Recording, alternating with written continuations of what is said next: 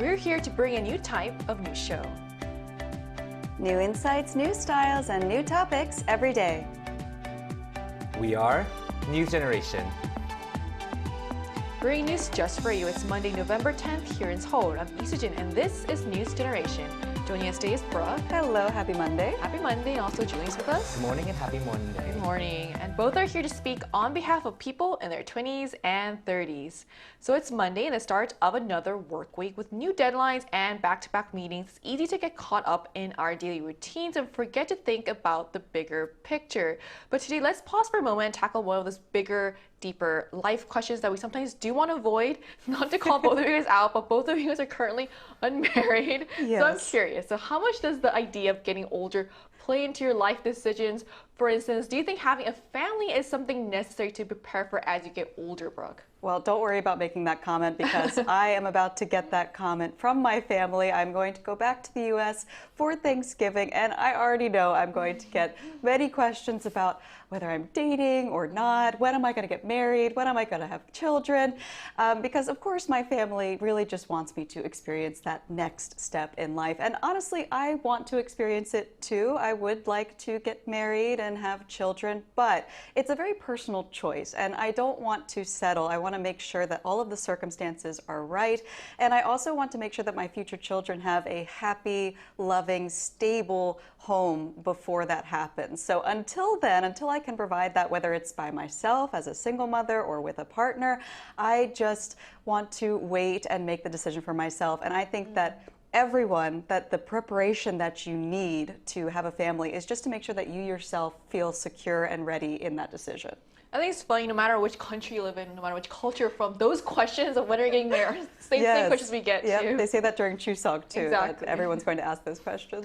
What about you, Julian? Yeah, well, just like we mentioned, it's a very hard question to answer. And with my own personal life decisions, I really do focus on building myself to build a better future for myself, whether it's through my hobby, my own careers, or even just building a dependable community. I feel I do pretty much whatever I can to enrich my life. Right. I feel by this way, whether I decide to have a family or not, I think going through the process of actually becoming a better version of myself every day, building that foundation up, I feel that's the best way to prepare for a family and also just to in general have a good life for yourself. So I really do think it's really important to invest in your well-being and your future, your health, because I don't know if I want to have children or not, but I feel these investments in my life is important whether I decide to have family or not. That's a really good point. Right, spoken like a true responsible adult. So Thank you.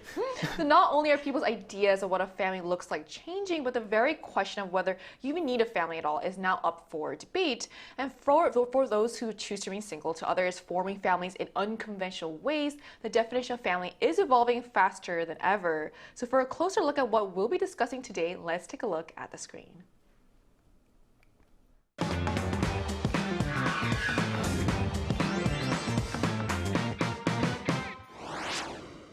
When we think of adoption, most of us picture adults making the big decision to bring a young child or even an infant into their family. But in Korea, a different kind of adoption is gaining attention.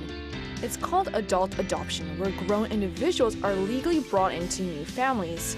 Behind this emerging trend are deeply personal stories, from elderly individuals looking for someone to carry on the family name to adults seeking emotional bonds or legal security in later life. Today on News Generation, we're taking a closer look at what adult adoption looks like here in Korea, why some people are choosing it, and we'll also be sharing our own thoughts on this growing social phenomenon. So as we just saw in the video, adult adoption is becoming a growing topic of interest here in Korea with motivations that range from very practical reasons to deeply emotional ones. At first, it might sound a bit unconventional or even a little hard to understand, but once you hear the real stories behind it, the people, their circumstances, and what led them to make that particular decision, your perception, like mine did, might start to change. So to start us off, Brooke, can you share an example that really brought public attention to this issue, maybe a well-known case of adult adoption here in Korea? Yes, I certainly can. It recently became a hot topic after a well-known Korean celebrity couple, Jin Tae-hyun and Park Si-eun, decided to adopt 2 adult daughters. They first met them while volunteering at an orphanage and decided to become their legal parents, even though the girls had reached adulthood. And in fact, this couple in the past had already previously adopted one university-age daughter back in 2019, whom they met through volunteer work. And that daughter's legal adoption process was completed, and she even took her mother's surname, which I think is a really beautiful symbol that they had truly become a family, not just in spirit, but also legally and by name. And I think cases like these really challenge the typical barriers to adoption that occur in Korea, such as Confucian values that emphasize bloodlines and family heritage. In fact, the couple posted a comment about that on their social media and responded to it, saying that they want to sort of go against that message and focus on the connection that they have between people. It's not about age, it's about the importance of providing care and support to those in need. And I think that is a wonderful message. I really support them. I really think I saw that family and a variety show, and really it stood up to me. And so that story about that celebrity couple really captured public attention, not just because of their celebrity status, but because of the sincerity behind their decision. So actor Chin Tae actually responded to criticism that he actually got, asking why he didn't just sponsor his adopted daughters instead of adopting her. And he said sharing a meal together as a family has more meaning than a simple sponsorship, which really speaks to his belief on what makes a true family. In addition to publicly adopting a college student, like Brooke mentioned in 2019, he and his wife counts 2 more young women who are a marathon runner and a nursing student in Jeju as family. And although they haven't gone through the legal process yet for them, they already live together as a family. But interestingly, it's not just celebrity cases that are sparking conversations about adult adoption. There are also some very personal, ordinary stories that have touched people deeply. So can you tell us more about that, Julian? Yeah, like it just isn't just celebrity adoption stories that touch people. There are also personal and ordinary stories that really stand out and capture people's attention. For example, back in 2023, a book called I Adopted a Friend was published, and the author shares their experience with adoption, specifically adult adoption. So the author, who has been living in the countryside, met a friend 4 years younger in a similar situation and eventually began living together.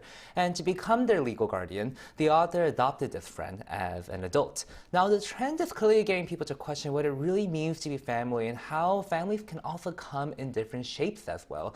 And that's why I think it's really resonating and it's really sparking this conversation with some people. It gets people to really think what it actually means to be family, and it really gets people to get out of that traditional bubble and really question what a family means. So that story actually sounds quite appealing for people who may not want to get married but still want someone to rely on, a companion or a friend they can trust in old age or when they're sick. And in Korea, the process for adult adoption is actually much simpler than for child adoption. So while child adoption goes through agencies and strict screening to make sure it's in the best interest of the child, adult adoption requires consent from both sides and just court approval. But why is this sparking conversation not just in Korea but across the world, Julian? Yeah, so this conversation is being sparked all across the world because the concept itself is relatively new and people want to better understand what it means. Specifically, what does adult adoption mean for families? So in the past, adult adoption usually meant registering someone as an adopted child to continue the family line, or to basically adopt the spouse's child in a remarried family. In Korea, continuing the family lineage and passing down the family name has been traditionally extremely very important. So in the case where a family has no children, they sometimes adopt like a nephew to pass down the family name. And people can also choose to adopt not just for these traditional family values, but also for business too. For example, in Japan, they actually have the highest rate of adult adoption, largely for the purpose of continuing family business. But current reasons and cases for adult adoption represent a choice to truly become just family. Lineage, inheritance, and family business are not just the major reasons behind adult adoption anymore. Connection and building family is primarily one of the biggest reasons why adult adoption is a thing now. And that's really interesting. It shows how strong the image of child adoption still is in most societies. And it also makes sense because a lot of people tend to view adoption mainly as a way to raise a child, not as a way to create a relationship between adults. But I imagine adult adoption has existed in some form before, even if for different reasons like inheritance or family lineage. So how was adult adoption typically used in the past, Brooke? Right. So historically, adult adoption existed mainly as a legal and a social tool rather than an emotional one. Like Julian mentioned, in many societies, especially Japan and parts of Europe, families adopted adults in order to secure inheritance or continue their family line or preserve family businesses when there were no biological heirs. That doesn't sound very warm and fuzzy, right? But now it's different. And I think some people do still find the concept to be unfamiliar because traditionally when people think of adoption, they think of a baby. They think of a very young child. And it's actually very sad to talk about because, in fact, most adoptive parents prefer younger children. And statistics show that once a child turns just three, the chance of being adopted drops very sharply, which again is a really heartbreaking thing to think about because you're still a child at 4, 5, 6, 7, 8, and I think that more people, I hope that they can see that there is value in adopting people of all ages. And so I think adult adoption kind of stands out in our minds because it goes against the expectation that we have of it being a child. But again, as we keep saying, adoption shouldn't be just about age. It's about who you are choosing to bring into your family. So all this really shows how the meaning of adult adoption has evolved over time. In the past, it was about practical legal reasons, continuing the family name or managing inheritance, but now it seems to be shifting towards something much more emotional and personal. So it's all about choosing to become family, not out of obligation, but out of genuine care. And that reminds me, in the case of that celebrity couple we talked about earlier, they also spoke quite openly about why they decided to adopt their adult daughter. So Brooke, can you tell us a bit more about what they said and why people today might be turning to adult adoption? Yes, I read a really heartwarming quote from them, actually. They said that our daughters may be adults now, but they still have many important moments ahead, like finding jobs, getting married, and building their lives. And we wanted to be there as parents to support them through it. I think that is really a beautiful sentiment that reminds us that, yes, parents are crucial when we are children and teenagers, but you never stop needing your parents, right? I'm in my 30s now, and I still call them all the time whenever I need any help. I have medical professionals in my family, so if I ever have a medical issue, I call them. Legal issues, I think you can rely on your family in a variety of different ways. And so it doesn't stop when you turn 18. I think you always need that sense of love and support. I can relate to it too. I have to say, I think my mom is still like my best friend. She knows like everything about me. So I agree. Family isn't just for childhood, but something we continue to need and rely on throughout our entire lives. And in a way that really broadens how we think about family. It's not just emotional support, but also about having someone who can be there for you in practical, even legal ways when it matters the most. So speaking of that, I heard that in the case of the person who adopted a friend that you, Julian, mentioned earlier, there was also a very real practical reason behind that decision. So can you tell us more about what happened? Yeah, so like I mentioned earlier about the author who adopted a friend, it was also out of need for a family. The two had been living in the countryside for over about 5 years, caring for each other as pretty much a de facto family. However, when one of them suddenly had to go to the emergency room for emergency purposes, they faced limitation because they were not a legal family. So the only way to become each other's legal guardian was through adoption. So they chose that route. And I honestly think there should be different legal unions that should be allowed in Korea because in this case, adult adoption was pretty much the only choice to secure their family legally, especially in these type of situations where they're at an emergency room. And these type of cases will get people to think about not just adult adoption, but also broader family structures and what that could possibly mean legally. I actually saw an interview that the writer did, and she said how she hopes that her example could be an example for other people to find courage to do that as well. So I think I actually sent a link to this article to my best friend, who's also a reporter here at Arirang, and because I feel like it's such a good option. I would do it with my best friend too. Exactly. Right? So it's touching that they found a way to formalize a relationship already built on genuine care and trust, and at the same time, it really highlights how important the legal side of family can be. So even when two people live like family, the system doesn't always recognize that. In those cases, adult adoption can fill that gap. So it's one way to navigate a society that still tends to define family in very traditional legal terms. And we also wanted to hear what you think about this. So we asked our viewers on the Arirang.News YouTube channel, how do you feel about adult adoption as a way of becoming a family? So let's take a look at some of the responses. So the clear majority, 61%, viewed it positively, while 14% saw it in a more negative light.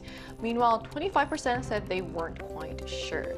So So it's actually not too surprising that the majority viewed it positively. These days, a lot of people can relate to the idea that it might actually feel easier and even more comfortable to build a life with close friends rather than enter into a marriage. Like I personally would I think rethink about marriage in general if this was more like common, I guess, and easier. And with adult option, there's also that sense of security. You don't have to worry about the legal side of things since it gives that relationship an official recognition. So we're also going to hear from a young person from Germany about her thoughts on adult adoption. And that conversation will take place right after the break, so don't go anywhere.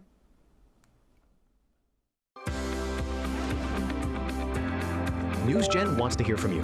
Go to YouTube and search out channel Arirang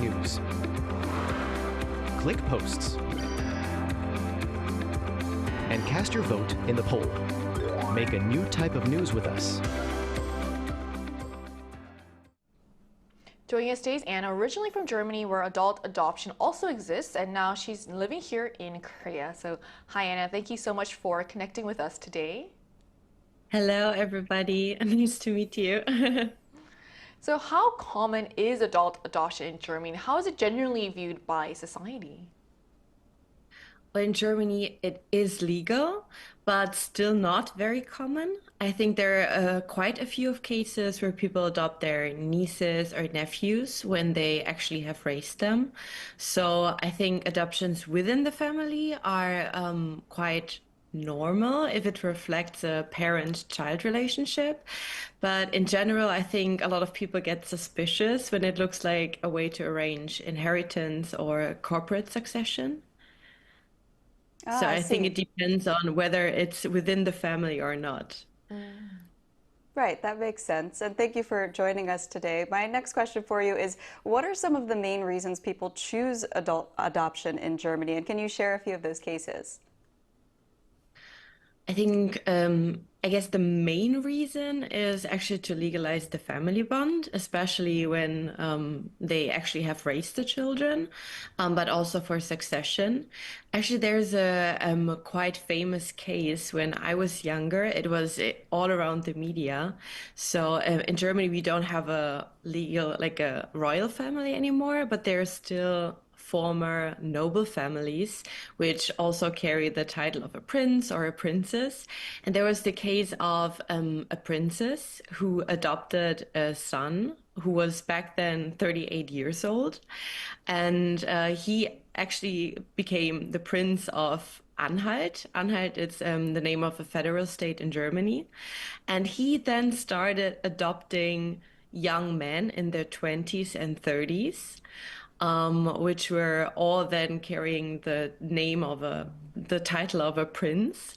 So that was actually quite a big issue in Germany, and it also there was a big public debate about the commercial use of adoption laws because he later also said he actually got some money of some of his adopted sons. So I think because of that, in general. In Germany, they're also quite suspicious about adoptions, sorry. Yeah, great. So just to wrap things up, I have two questions for you. One, what is your personal thought on adult adoption? And two, would you ever do it yourself? Actually, I have been thinking about it when I first came to Korea because I have been living here now for 12 years. And when I was in my 20s, I came here and started living with a Korean family.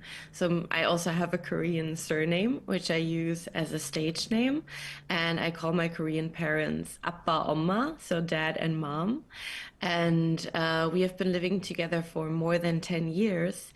And I actually considered adoption because of two reasons. One is the visa, because in Korea it's quite difficult to stay here, even though I call it my home now.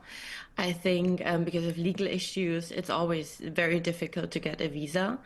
And then there was one incident, I still remember I was going out and my phone ran out of battery.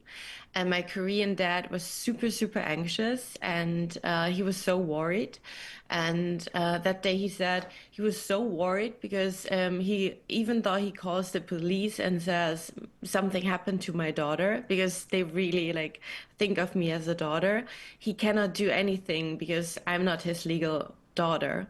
So that was a moment where I actually thought I would be like good to have that family bond legally. But then, I mean, these days it's fine with my visa.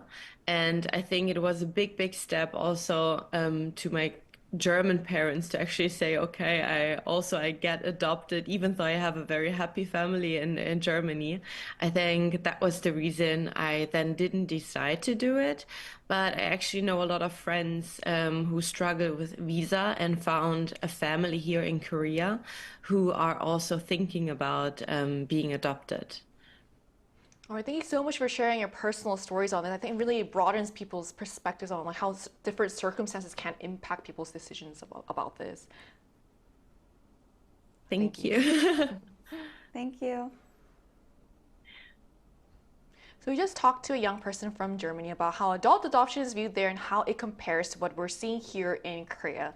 It's interesting to see how ideas about what makes a real family can vary, and even across generations within the same country. So here in Korea, too, younger people seem to be redefining what family means beyond just marriage or blood ties. So Brooke, do you think younger generations see family differently from older generations? I do, and actually there was a survey that showed that 7 out of 10 MZs in Korea believe that if you live together, your family, which reflects how the traditional idea of family is changing. Unfortunately, however, in Korea, there is no current legal framework that allows non-married adults to officially become family, which is different from other countries. For example, in the US, we have something called common law marriage, which means that if you're living together for a certain period of time, you can be recognized legally as being married without any formal ceremony. Again, Korea doesn't have that system yet, but there is this Living Partnership Act that has been suggested to the National Assembly several times. So if that were to pass, then I think that adult adoption might become less necessary as sort of a legal workaround for chosen families. Like there's a lot of different systems that could come in place, and it's really telling, shows how much of our understanding of family has evolved. So like Brooke said, so South Korea does recognize common law marriages, but they're more referred to as de facto marriages rather than the common law marriage in the Western sense. So once it's recognized, this type of relationship can grant some legal rights, but there are still important limitations such as tax benefits and most importantly, spousal legal rights, which includes medical decision making. So generally, which though still generally require official marriage registration. So while it's recognized socially and partially legally, it still doesn't offer the full protections of a registered marriage, which is why people have considered alternatives like adult adoption and are calling for partnership law to fill in those gaps. So in Korea, what kinds of options do people have if they want to be recognized as legal guardians without being related by blood or marriage, Julian? Yeah, so it's just under Korean law, there is just no proper way for people to be related, whether it's other than just marriage and blood, but through legally. And just like Brooke has mentioned, there are some countries that have a domestic partnership law, and similar legislation has been repeatedly proposed in Korea as well. If such a law existed, adult adoption might actually be considered unnecessary.